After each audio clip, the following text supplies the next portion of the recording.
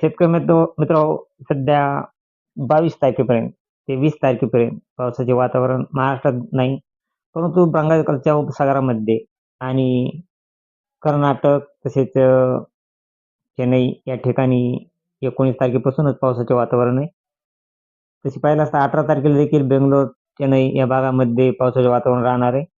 परंतु महाराष्ट्रात एकदम जोरदार थंडी राहणार आहे. आणि शेतकरी मित्रांनो, खास सांगायचं म्हणजे पावसाचे वातावरण सध्या तयार होऊ लागले आहे.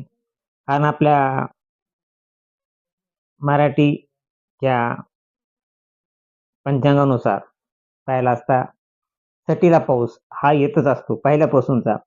जुना आपला अनुभव आहे आपल्या प्रत्येक शेतकऱ्यांचा. ज्यांना माहिती आहे, मला माहीत नसेल पण तुम्ही आपल्या पूर्वजांना, आपल्या म्हाताऱ्या माणसाला विचारू शकता की सटीला पाऊस हा काही ना काही थोडाफार येत असतो.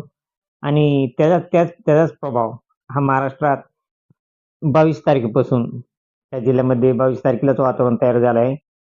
तर शेतकरी मित्रांनो, 22 तारखेलाच पावसाचे वातावरण हे सांगली, कोल्हापूर या भागामध्ये पडण्याची शक्यता आहे. आणि सोलापूरच्या अक्कलकोट भागामध्ये 22 तारखेला पावसाचा अंदाज आहे.